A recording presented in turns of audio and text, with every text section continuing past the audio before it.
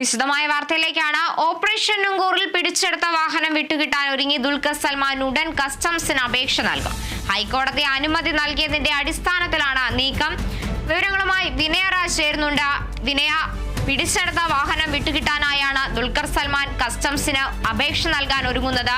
കൂടുതൽ വിവരങ്ങൾ എങ്ങനെയാണ്? നേരത്തെ ഇതുമായി ബന്ധപ്പെട്ട് അതായത് പിടിച്ചെടുത്ത വാഹനങ്ങൾ വിട്ടുകിട്ടണമെന്നാവശ്യപ്പെട്ട് ദുൽഖർ സൽമാൻ ഹൈക്കോടതിയെ സമീപിച്ചിരുന്നു. ആ കേസ് പരിഗണിച്ചപ്പോഴാണ് ദുൽഖർ സൽമാന്റെ ആവശ്യം കസ്റ്റംസ് പരിഗണിക്കണമെന്ന് ഹൈക്കോടതി ഇടക്കാല ഉത്തരവിട്ടിട്ടുണ്ടായിരുന്നത്.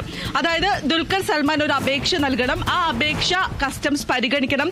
ഒരു പക്ഷേ വാഹനം വിട്ടു നൽകാൻ കസ്റ്റംസിന് സാധിക്കില്ല എന്നുണ്ടെങ്കിൽ അതിന്റെ കാരണം കൃത്യമായി ബോധ്യപ്പെടുത്തണമെന്നായിരുന്നു ഹൈക്കോടതി ഇടക്കാല ഉത്തരവിൽ പറഞ്ഞിട്ടുണ്ടായിരുന്നത്. അതിന് പിന്നാലെയാണ് ഇപ്പോൾ ദുൽഖർ സൽമാൻ കസ്റ്റംസിന് അപേക്ഷ നൽകാൻ ഒരുങ്ങുന്നത്.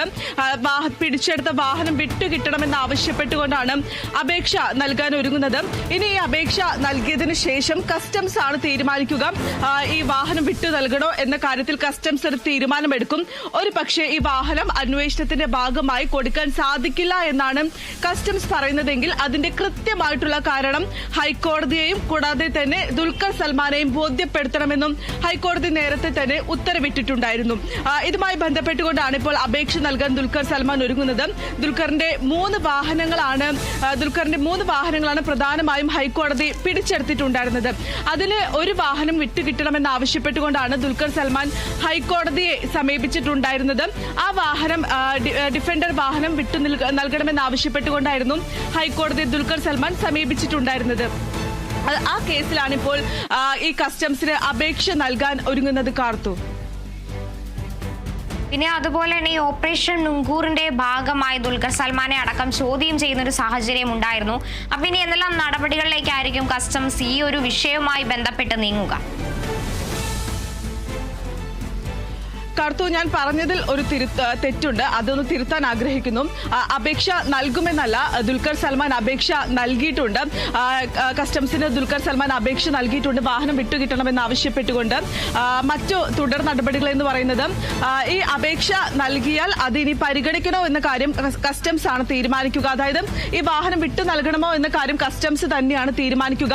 ഈ നേരത്തെ തന്നെ ഹൈക്കോടതിയിൽ കസ്റ്റംസ് ഇത്തരത്തിൽ ഉന്നയിച്ചിട്ടുണ്ടായിരുന്നു, പ്രധാനപ്പെട്ട ആവശ്യങ്ങൾ ഉന്നയിച്ചിട്ടുണ്ടായിരുന്നു.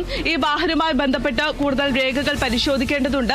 ഉടനെ തന്നെ ഈ കേസുമായി ബന്ധപ്പെട്ട് മുന്നോട്ട് പോകാൻ സാധിക്കില്ല. അതിന് നിരവധിയായിട്ടുള്ള നടപടിക്രമങ്ങളുണ്ട്. ആ നടപടിക്രമങ്ങൾക്ക് സമയം വേണമെന്നായിരുന്നു കസ്റ്റംസ് ഹൈക്കോടതിയിൽ പറഞ്ഞിട്ടുണ്ടായിരുന്ന ഒരു കാര്യമെന്ന് പറയുന്നത്.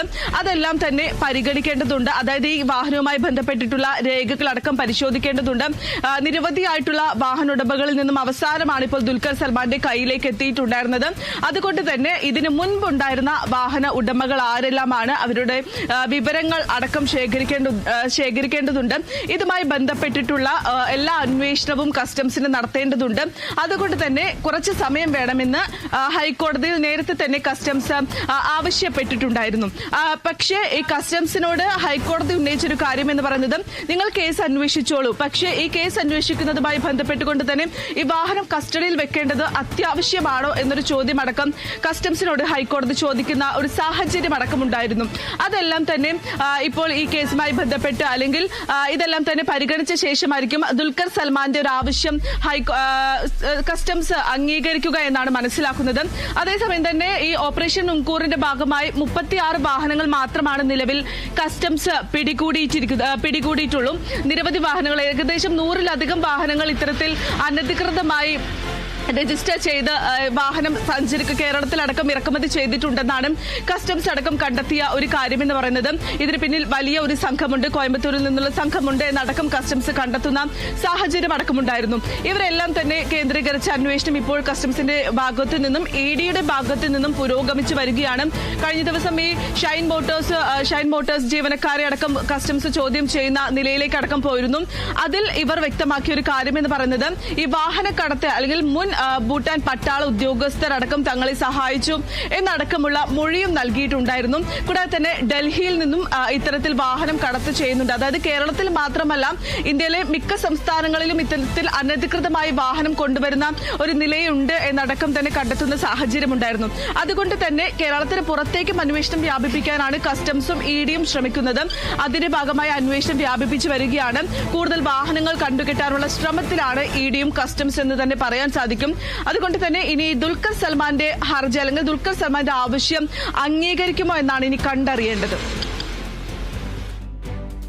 ശരി, ഓപ്പറേഷൻ നുങ്കൂറിൽ പിടിച്ചെടുത്ത വാഹനം വിട്ടുകിട്ടാനായി ദുൽഖർ സൽമാൻ കസ്റ്റംസിന് അപേക്ഷ നൽകിയിരിക്കുകയാണ്. ഹൈക്കോടതിയുടെ അനുമതി നൽകിയതിന്റെ അടിസ്ഥാനത്തിലാണ് നീക്കം. കസ്റ്റംസ് അപേക്ഷ സ്വീകരിച്ചതിന് ശേഷമായിരിക്കും കൂടുതൽ നടപടികളിലേക്ക് കടക്കുക. വിനയ രാജാണ് വിവരങ്ങൾ നൽകിയത്.